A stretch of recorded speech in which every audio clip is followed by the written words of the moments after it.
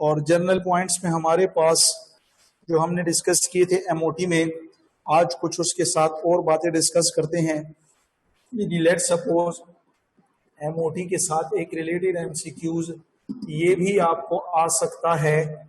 एक एमसीक्यूज ये होगा कि हमारे पास जो है, तो अगर हमारे पास लेट से एक स्पीशी हो जाए H2 माइनस और यहाँ पे हो जाए H2 प्लस, तो इसमें से अगर मैं आपसे पूछूं कि इसकी स्टेबिलिटी हमें किस तरह पता चलेगा, तो इससे पहले हम बता चुके हैं कि स्टेबिलिटी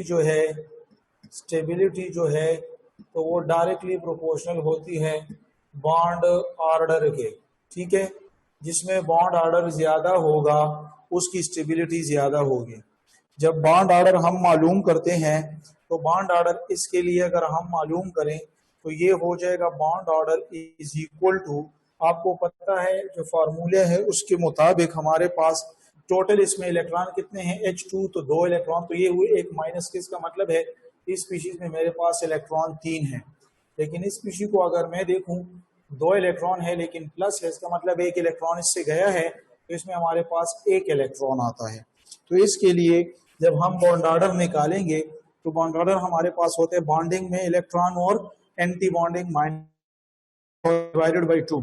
तो बॉन्डिंग में हमारे पास इलेक्ट्रॉन में ये टोटल 3 इलेक्ट्रॉन है, तो 2 बॉन्डिंग में आ जाए माइनस ये 1 इलेक्ट्रॉन हाइड्रोजन है, जो कि हाइड्रोजन में अगर आपने देखा हो तो हमारे पास इस तरह मॉलिक्यूलर ऑर्बिटल बन जाते हैं। ठीक है, तो यहाँ पे 1 इलेक्ट्रॉन, यहाँ पे 1, यहाँ पे 3 है, तो 2 यहाँ पे आगे एडजस्ट ऊपर हो जाएगा, ये -1, तो इससे हमारे पास अच्छा डिवाइडेड बाई 2, तो हमारे पास हो जाएगा 1/2।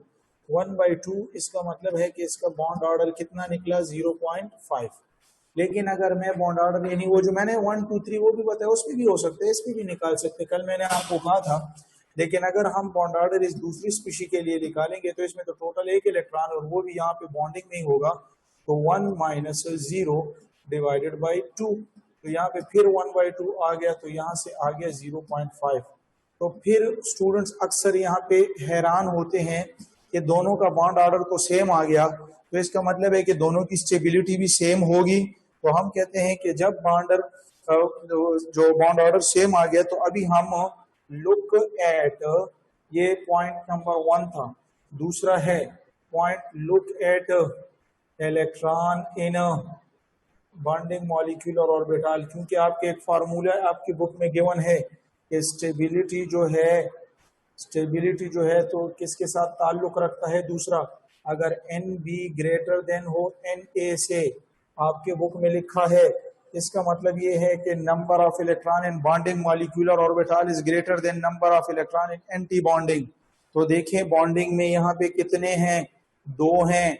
ठीक है, और यहाँ पे हमारे पास दूसरे साइड पे जो है, तो यहाँ पे देखें बॉन्डिंग में 1 निकल रहा है, तो जहाँ पे बॉन्डिंग में ज्यादा हो तो वहां पे हमारे पास मोर स्टेबल होता है एंटी बॉन्डिंग के। तो लिहाजा यहाँ पे हमारे पास जो स्टेबल स्पीशी आती है तो वो हमारे पास कौन सी आएगी, कौन सी हमारे पास स्टेबल स्पीशी आएगी। शाबाश, आप खुद डिसाइड करें।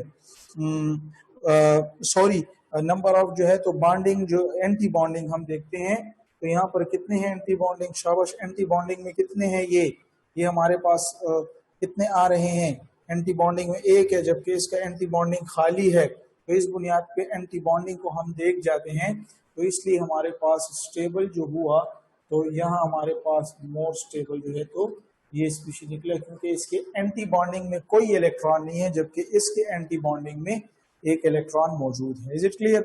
तो ये हमारे पास जनरल जो है तो इसके लिए फॉर्मूला, इसके ऑर्डर के लिए ये हुआ। ठीक है, जब ये पॉइंट हम डिस्कस कर लें तो फिर इसमें हमारे पास कुछ पॉइंट्स आ रहे हैं जिनको हम कहते हैं बॉन्ड कैरेक्टरिस्टिक्स। जिनको हम क्या कह रहे हैं, बॉन्ड कैरेक्टरिस्टिक्स। बॉन्ड कैरेक्टरिस्टिक्स में हमारे पास कुछ इंपॉर्टेंट टर्म्स हैं। एक हमारे पास टर्म है बॉन्ड एनर्जी का, एक हमारे पास टर्म है बॉन्ड एनर्जी का, दूसरा टर्म हमारे पास है बॉन्ड लेंथ का। ठीक है, तीसरा हमारे पास जो टर्म है वो है आयनिक कैरेक्टर का, और चौथा जो हमारे पास टर्म है वो है डाइपोल मोमेंट। ये बॉन्ड कैरेक्टरिस्टिक के 4 टर्म्स हैं जिनको हम वन बाय वन स्टडी करेंगे। तो इनमें सबसे पहले जो हमारे पास टर्म डिस्कस होगा वो हमारे पास हो जाएगा बॉन्ड एनर्जी।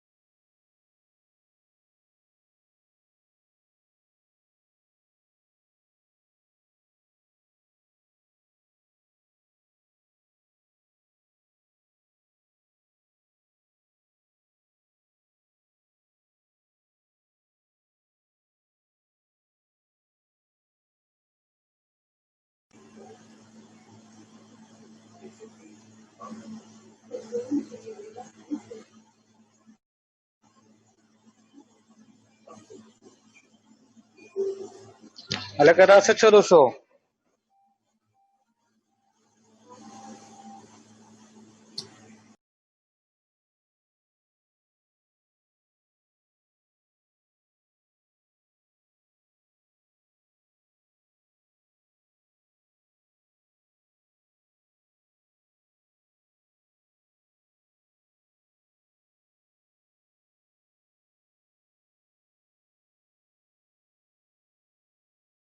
अच्छा, तो हमारे पास यहाँ पे ए और बी जो है तो दो एटम्स आपस में अटैच है और इसकी ब्रेकिंग के लिए जो एनर्जी रिक्वायर्ड होती है इसको बॉन्ड एनर्जी कहते हैं, राइट। और अगर इसके अलावा हम कहें कि नहीं, अगर ए और बी दो एटम हैं ये आपस में बॉन्ड बना ले तो इससे जो एनर्जी रिलीज होती है इसको भी बॉन्ड एनर्जी कहते हैं। तो इसलिए बॉन्ड एनर्जी को हम दो टर्म्स में पढ़ते हैं, यानी वो एनर्जी जो किसी बॉन्ड को तोड़ने के लिए इस्तेमाल हो वो भी बॉन्ड एनर्जी, या कोई दो एटम आपस में मिलके बॉन्ड तोड़े ही नहीं बल्कि बॉन्ड बना ले तब भी जो एनर्जी रिलीज होती है वो भी बॉन्ड एनर्जी कहलाती है। तो बॉन्ड एनर्जी की डेफिनेशन क्या हो जाएगी? The amount of energy release और एब्जॉर्ब्ड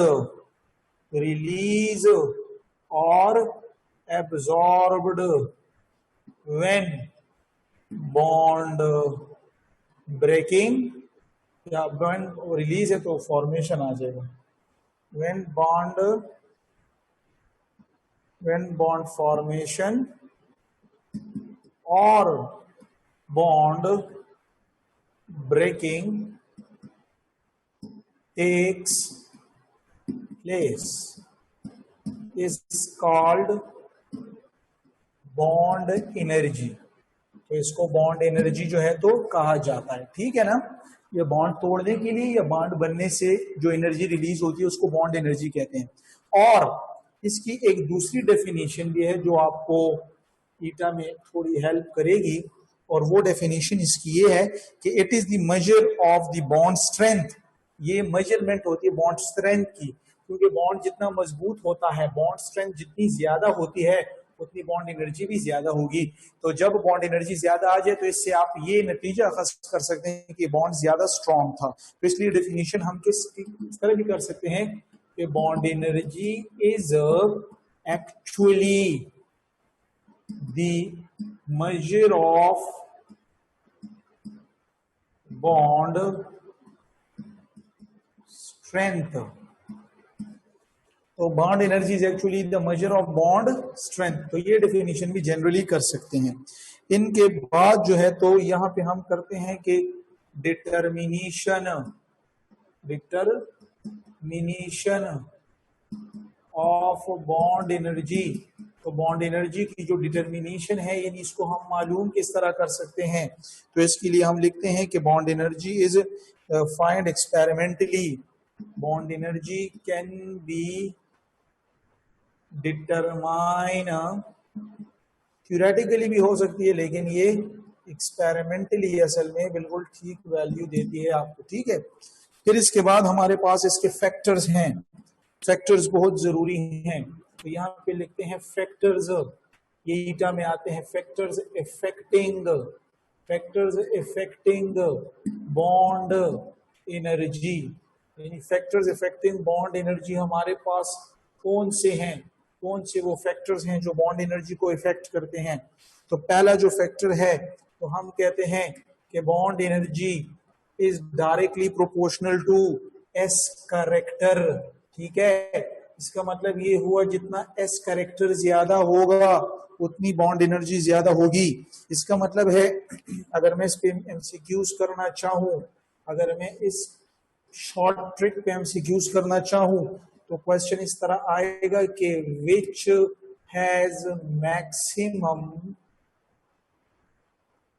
बॉन्ड एनर्जी, ए sp जो ओवरलैप्ड ऑर्बिटल होते हैं, बी sp2 या सी sp3 या sp3, तो कौन सा होगा, शाबाश sp ओवरलैप, क्योंकि इसमें एस कैरेक्टर 50-50% है, क्योंकि जितना एस कैरेक्टर ज्यादा होता है electron near to the nucleus होते हैं, बहुत टाइटली न्यूक्लियस ने इसको हेल्प किया होता है, इसलिए इस बॉन्ड की स्ट्रेंथ ज्यादा होती है और बॉन्ड को तोड़ने के लिए ज्यादा एनर्जी दरकार होती है। तो ये हमारे पास एक फैक्टर हुआ, ठीक है, शॉर्टकट जो है। दूसरा इसका एक और पॉइंट है फैक्टर में, और वो पॉइंट है कि bond energy is directly proportional to bond order, यानी जितना बॉन्ड ऑर्डर ज्यादा होगा उतनी बॉन्ड एनर्जी ज्यादा होगी। इस पे भी एक एमसीक्यूज आ सकता है कि विच हैज स्ट्रॉन्ग या maximum bond strength, bond strength किसकी ज्यादा होगी, मतलब किसके लिए बॉन्ड एनर्जी ज्यादा लगेगी, ए ये अल्काइन आ जाए, ये बी अल्कीन आ जाए, सी ये अल्केन आ जाए, तो इसमें आप बॉन्ड ई ए के साथ जाएंगे क्योंकि इसकी बॉन्ड ऑर्डर ज्यादा है तो बॉन्ड एनर्जी इस पे ज्यादा। जरूरी नहीं है कि ये एग्जांपल आ जाए, तो आपको ऑक्सीजन नाइट्रोजन भी आ सकते हैं, तो अभी ऑक्सीजन में O2 में 2 बॉन्ड और नाइट्रोजन का बॉन्ड ऑर्डर 3 है, तो बॉन्ड ऑर्डर नाइट्रोजन का डेफिनेटली ज्यादा आएगा। तो जो भी है, लेकिन आपको ये पॉइंट जो है तो अपने साथ याद रखना है। इस तरह बॉन्ड एनर्जी के लिए तीसरा फैक्टर जो हमारे पास होता है तो वो होता है bond energy is inversely proportional to bond length. ये आपके पास एक और इम्पोर्टेंट जो है तो फैक्टर हुआ। इस फैक्टर के ऊपर अगर मैं क्वेश्चन करना चाहूं तो क्या होगा, इसका फैक्टर एमसीक्यूज और जितना बॉन्ड ऑर्डर है, तो चलिए इस पे एमसीक्यूज मार्क कर दूंगा, आप स्टूडेंट्स खुश रहें तो हम इसमें खुश हैं। क्वेश्चन ये है कि which has maximum bond energy, A fluorine, B bromine, C fluorine या डी आयोडीन। तो स्टूडेंट्स कहते हैं कि सर ये फ्लोरीन लग रहा है, लेकिन इसका ऑर्डर जो है ना, ऑर्डर ये याद रखें, ये पहले है फ्लोरीन, फिर ब्रोमीन है, फिर फ्लोरीन है और फिर आयोडीन है। तो मैक्सिमम बॉन्ड एनर्जी किसकी हुई, क्लोरीन की, ठीक है। तो फिर स्टूडेंट्स अक्सर पूछते हैं कि सर ये तो इलेक्ट्रोनेगेटिविटी फ्लोरीन की ज्यादा है, तो ये ऑर्डर क्यों इस तरह है। तो ज्यादातर रिपीटर हजरात को तो पता होगा, लेकिन जो फ्रेश स्टूडेंट्स हैं वो जरा सुन लें, क्योंकि ये फ्लोरीन का साइज जो होता है तो बहुत छोटा होता है। जब बहुत छोटा होता है तो एक तो इनके न्यूक्लियस करीब करीब आते हैं, एक ये रिपल्जन इसमें इन्वॉल्व है। दूसरा इसमें इस तरह है कि इसके साथ भी 3 लोन पेयर है फ्लोरीन के साथ, और दूसरे फ्लोरीन के साथ भी 3 लोन पेयर। वो इलेक्ट्रॉनिक रिपल्जन भी होती हैं जिससे ये एक दूसरे से इतनी नफरत करते हैं कि इसकी वजह से इसका बॉन्ड बहुत लंबा हो जाता है, इसकी बॉन्ड लेंथ बहुत ज्यादा हो जाती है, इसलिए इसका बॉन्ड स्ट्रांग होने की बजाय कमजोर हो जाता है क्योंकि बॉन्ड लेंथ ज्यादा हो जाती है। तो इसमें क्या हुई, बॉन्ड लेंथ इन दो फिनोमिनास की वजह से ज्यादा हुई और इसकी वजह से इसकी बॉन्ड एनर्जी कम हुई, यानी मैक्सिमम चाहिए। लोग कहते हैं इलेक्ट्रोनेगेटिविटी ज्यादा है तो बॉन्ड स्ट्रेंथ ज्यादा होगी लेकिन बॉन्ड एनर्जी कम निकली। कोई आपसे पूछे कि इसमें इन्वॉल्व क्या है, तो एक तो इंटर न्यूक्लियर रिपल्जन, क्योंकि छोटे एटम्स हैं करीब करीब हैं वो आप इसमें रिपल्जन कर दो। दूसरा, छोटे होने के बावजूद इन पे घर की जिम्मेदारी बहुत ज्यादा है, एक के साथ भी 3 लोन पेयर दूसरे के साथ तो वो अलग से रिपल्जन, तो इसलिए बॉन्ड लेंथ ज्यादा और जिसकी वजह बॉन्ड लेंथ, तो इसलिए क्लोरीन इसमें। तो जो इस पे समझ गए रेज योर हैंड, शाबाश, raise your hands, very good, शाबाश, ये सारे स्टूडेंट्स जानते हैं, वेरी गुड, ठीक है ना। इस तरह जरा हाथ उठाया करें। अच्छा, आप सो रहे हैं, 2-3 तो सोए थे बीच में, मुझे यहाँ पे नजर आ रहे हैं, ठीक है, और बिल्कुल सोए हुए थे, बिल्कुल कंप्लीटली वो सोए थे। मजाक कर रहा हूँ, मुझे नजर नहीं आ रहा है यार, आप ऐसे ही आप टेंशन न लें, ठीक है। तो हिफ्ज़ा नसीर भी समझ चुकी है, ठीक है। तो हमारे पास ये ट्रिक इसमें याद रखें, तो इसमें ये आ जाता है अक्सर, ये आपको याद होना चाहिए। तो ये तीसरा जो फैक्टर था, चौथा फैक्टर इसमें हम आ जाएंगे। चौथे फैक्टर में हमारे पास जो है तो वो होता है bond energy is directly proportional to electronegativity. Bond energy is directly proportional to electronegativity, ठीक है। तो इस पे एक एमसीक्यूज भी जो है तो मैं आपको यहाँ पे करवा देता हूँ। विच हैज कभी ग्रेटर आ जाएगा, कभी ग्रेटेस्ट, कभी मैक्सिमम, कभी highest. Which has highest bond energy, A HF, ये भी हैलोजन एसिड हैं, HCl, C, HBr और D, HI।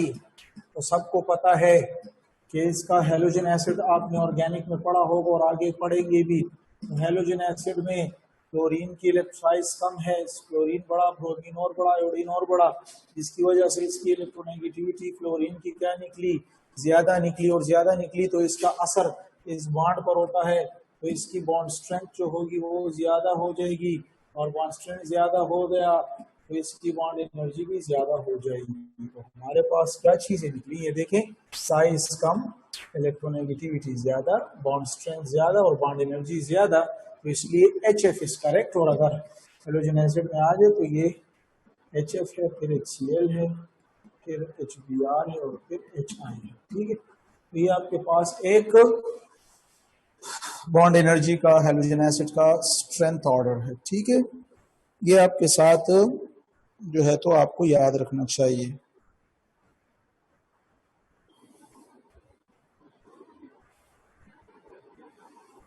तो ये एक जनरल आपके पास क्या हुआ, एक जनरल एग्जांपल्स हुई। अभी मैं आपको कुछ एग्जांपल्स आपकी बुक में हैं उनके साथ जरा रिलेटेड आपको रेफरेंस देता हूँ जो कि आपको याद करने होंगे। तो यहाँ पे कुछ एग्जांपल्स हैं तो उनको हम स्टडी करते हैं, किसके साथ, बॉन्ड एनर्जी के साथ, बॉन्ड एनर्जी के साथ रिलेटेड एग्जांपल्स हैं। तो पहले जो एग्जांपल है तो वो है हाइड्रोजन का, पहले जो एग्जांपल है वो है हाइड्रोजन का।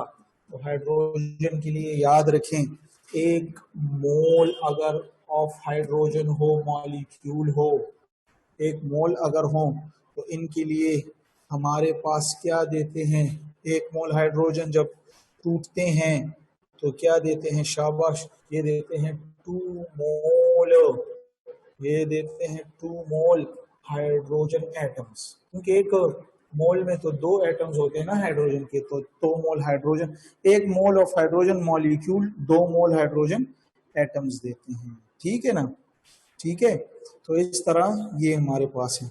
और हम इस तरह भी कह सकते हैं, और हम इस तरह भी कह सकते हैं, मोल की जगह मैं क्या कहता हूँ कि 1Na, यानी एवोगैड्रो नंबर ऑफ H2 जो है तो हमें देते हैं क्या, 2Na, यानी मोल की जगह फिर मैंने एवोगैड्रो नंबर 2Na हमें क्या देते हैं, हाइड्रोजन एटम्स दे सकते हैं। हम ये बात भी कर सकते हैं, क्लियर है। इस तरह कितनी जो है तो ये इस पे कितनी बॉन्ड एनर्जी लगेगी, क्योंकि ये हमारे पास क्या है, मॉलिक्यूल को मैं तोड़ रहा हूं, तो इसलिए ये हमारे पास क्या हो जाएगा, ये मेरे पास एंडोथर्मिक रिएक्शन होगा और बॉन्ड एनर्जी जो है तो वो मेरे पास निकल आएगी प्लस 436 किलो जोल पर मोल। ये जनाब ईटा के लिए आप बॉन्ड एनर्जी याद कर लें, लेकिन ये कब होगा, ये कब होगा, ये दोनों बातें एक ही हैं, लेकिन मैंने 1 मोल हाइड्रोजन मॉलिक्यूल, इसमें ये एंडोथर्मिक प्रोसेस है क्योंकि मॉलिक्यूल को आप एटम्स में तोड़ रहे हैं, लेकिन अभी इसका उलट कर लें, इसका उलट कर लें, यहाँ पे अभी 2 मोल हाइड्रोजन एटम्स लें तो इससे 1 मोल हाइड्रोजन मॉलिक्यूल बनेंगे, इसका उलट हो जाएगा। तो ये इसमें क्या हुई, इसमें बॉन्ड फॉर्मेशन हुई, तो ये एक्सोथर्मिक होगा और इसकी हमारे पास बॉन्ड एनर्जी जो है तो वो कितनी हुई, इस मर्तबा बाहर निकलेगी, तो ये -436 किलो जोल पर मोल निकली। Is it clear. तो ये हमारे पास क्या हुआ, ये हमारे पास केस नंबर 1 हुआ, जबकि ये हमारे पास केस नंबर 2 हुआ। इसी बहाने आपने दो चीजें सीख ली, यानी हाइड्रोजन के मॉलिक्यूल को जब एटम में कन्वर्ट करोगे और वो मोल में खाता चल रहा है तो एनर्जी 436 होगी, ये फिगर याद रखना है, पॉजिटिव। और अगर एटम्स मॉल में कन्वर्ट हो रहे तो ये नेगेटिव में होगी, एक्सोथर्मिक रिएक्शन होगा, ठीक है। अभी क्या करते हैं, अभी एक मॉलिक्यूल के लिए कितना होगा, एक मॉलिक्यूल के लिए कितना होगा, ये हमारे पास केस नंबर 3 हो जाएगा। यानी एक मॉलिक्यूल को जब मैं तोड़ता हूं तो 1 मॉलिक्यूल जब टूटा हाइड्रोजन का, वो तो 1 मोल था ना, ये भी मैं 1 मॉलिक्यूल, तो इससे हमारे पास बनते हैं 2 हाइड्रोजन एटम्स बनते हैं। तो इसमें जो एनर्जी लगी तो मोल को जो हमारे पास आया था यानी 436, उसको डिवाइड कर दो, सॉरी उसको डिवाइड कर दो Na पर, उसको डिवाइड कर दो Na पर, वो गैड्रो नंबर के ऊपर, तो इससे आपके पास क्या जवाब आएगा, जो भी आएगा तो वो लिख लें, वो जवाब आपके पास आ जाएगा कितना, शाबाश, वो जवाब कितना आ जाएगा, मैं इधर लिख लूंगा, चलो मैं इधर लिख लूंगा कि मेरे पास जगह बन जाए। तो ये हमारे पास जो वैल्यू आ जाएगी वो होगी 72.42 इंटू 10⁻⁻23, लेकिन यूनिट इसका क्या होगा, किलो जोल पर मोल नहीं होगा, ये हो जाएगा पर मॉलिक्यूल। Is it clear. तो ये आपके पास जनाब निकली केस नंबर 3। यहाँ पे आ जाए केस नंबर 4 पे। यहाँ पे एक एटम के लिए कितना होगा, ये देखो, एक हाइड्रोजन एटम के लिए कितना होगा, बॉन्ड एनर्जी, सॉरी कितना होगा नहीं, कितनी होगी, ठीक है। मैं अक्सर मैं मंजूर को भी छेड़ता रहता हूँ कि सही उर्दू बोलो, तो मजाक कर रहा हूँ। तो ये भी इस फिगर को उठा लें तो ये फिगर हमारे पास हो गया 72.42, ये तो एक मॉलिक्यूल के लिए है, 10⁻⁻23, इसको डिवाइड करें 2 पे तो फिर इसमें हमारे पास आ जाएगा 36.21 ज़रबे 10 की ताकत -23 और यूनिट इसका हो जाएगा किलो जोल पर एटम। Is it clear. तो अभी इस पूरे बोर्ड पे जो मैंने डिस्कशन की उससे आपने 3 चीजें अखज़ करनी है कि हाइड्रोजन 1 मोल के लिए बॉन्ड एनर्जी 436 पॉजिटिव और नेगेटिव दोनों में पढ़ ली है आपने, ठीक है। इस तरह एक मॉलिक्यूल के लिए कितनी वैल्यू होगी, ये वैल्यू होगी। इस तरह एक एटम के लिए कितनी होगी, ये वैल्यू होगी। तो ये अपने साथ, और ये कैसे निकली, तो ये ऊपर कैलकुलेशन जो है तो आपको, तो जो इस पे समझ चुका है हाथ उठाएं, शाबाश, ये आपके बुक में मौजूद।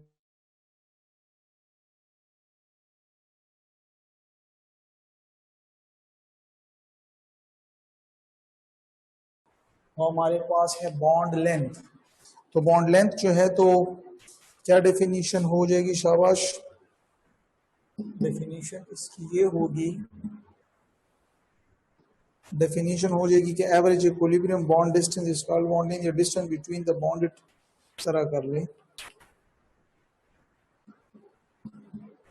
Distance between the nuclei of two covalently bonded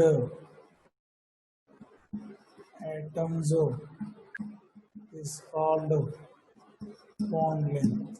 ठीक है, ये आपके पास क्या हुआ, ये आपके पास बॉन्ड लेंथ हुआ। इस तरह एक पॉइंट है कि बॉन्ड लेंथ अभी यहाँ पे स्टडी कर दें, तो बॉन्ड लेंथ हम स्टडी करेंगे दो केसेस में। बॉन्ड लेंथ जो है, एक हमारे पास है होमो एटॉमिक मॉलिक्यूल्स, होमो एटॉमिक मॉलिक्यूल्स, और एक है हेट्रो एटॉमिक मॉलिक्यूल्स। तो होमो और हेट्रो एटॉमिक मॉलिक्यूल्स को जरा जानें कि होमो एटॉमिक मॉलिक्यूल में जो होता है, तो ये बॉन्ड लेंथ जो है तो ये सम ऑफ कोवेलेंट रेडियाई होती है। इज इट क्लियर, क्या होता है, सम ऑफ कोवेलेंट रेडियाई, लेकिन इसमें not equal to sum of covalent radii.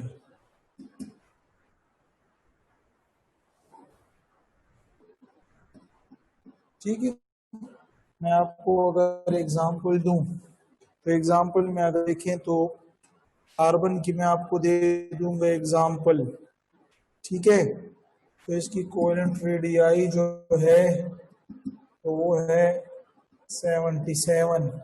तो जब C और C मिलेंगे तो ये 77 प्लस 77, तो इससे आ जाएगा 154 पिकोमीटर जो है, तो ये इसकी क्या हुई, ये इसकी बॉन्ड लेंथ हुई। इज इट क्लियर, तो कोवेलेंट रेडियाई सम के बराबर है। लेकिन अगर इसी तरह हम एग्जांपल ले लें, ये देखें कार्बन और लेट से हाइड्रोजन की, तो कार्बन की कोवेलेंट रेडियाई आपको पता है कितनी है, 77। हाइड्रोजन आपको पता है, बुक में आपकी लिखा है 37 है, तो इससे टोटल आना चाहिए 114। ये कैलकुलेटेड है, मगर अगर एक्सपेरिमेंटल हम देखें तो हमारे पास आ जाएगा 112 राउंड अबाउट समथिंग आ जाती है। ठीक है, तो इससे ये नतीजा अखज़ हुआ कि हमारे पास सम इक्वल के बराबर नहीं आता, सम के बराबर कोवेलेंट रेडियाई का नहीं आता जब डिफरेंट एटम हो, क्योंकि इसमें इलेक्ट्रोनेगेटिविटी एक की ज्यादा एक की कम इन्वॉल्व हो जाती है, जिससे बॉन्ड लेंथ में फर्क आता है। ठीक है, तो ये आपके पास बॉन्ड लेंथ के पॉइंट्स हुए कुछ, यहाँ पे भी पढ़ते हैं फैक्टर्स अफेक्टिंग बॉन्ड लेंथ, यानी वो कौन से फैक्टर्स हैं जो बॉन्ड लेंथ को इफेक्ट करते हैं, वो कौन से फैक्टर्स हैं जो बॉन्ड लेंथ को इफेक्ट करते हैं। तो पहले इलेक्ट्रोनेगेटिविटी है, तो नंबर 1 लिखते हैं कि bond length is inversely proportional to electronegativity. जितनी इलेक्ट्रोनेगेटिविटी ज्यादा होगी उतनी बॉन्ड लेंथ कम होगी। ठीक है, यहाँ पर मैं एक एग्जांपल आपको देता हूँ कि अगर HF, HCl, HBr और HI की बात हो रही हो, तो इसमें सबसे ज्यादा बॉन्ड लेंथ HI की होगी। फिर इसको यहाँ पे लिखते हैं बॉन्ड लेंथ ऑर्डर। ठीक है, और बॉन्ड लेंथ ऑर्डर जो है तो ये इस बुनियाद पे, ये इसके लिए बॉन्ड एनर्जी का अलग ऑर्डर है, बॉन्ड लेंथ का अलग है। ठीक है, इस तरह दूसरा अगर हम फैक्टर पढ़ें, दूसरा फैक्टर, तो दूसरा फैक्टर हमारे पास क्या है, वो हमारे पास है बॉन्ड ऑर्डर। तो इसलिए कहते हैं कि bond length is inversely proportional to bond order, क्योंकि जितना बॉन्ड ऑर्डर कम होगा उतना बॉन्ड लेंथ ज्यादा होगा। इसकी एग्जांपल में मैं आपको लेट से बताता हूँ, ये ट्रिपल बॉन्ड है, ये डबल बॉन्ड है और ये सिंगल बॉन्ड है। तो देखिए ना, बॉन्ड ऑर्डर जितना ज्यादा उतनी बॉन्ड लेंथ कम होगी, क्योंकि बॉन्ड स्प्रिंग की तरह एक्ट कर रहा है। तो बॉन्ड लेंथ किसका ज्यादा होगा, इसका, फिर इसका और फिर इसका। Is it clear? तो ये आपके पास जनरल बात हो गई। तीसरे पॉइंट पे अगर हम आए तो तीसरा पॉइंट हमारे साथ है एस करेक्टर। तो इसलिए हम लिखते हैं कि bond length is inversely proportional to s character.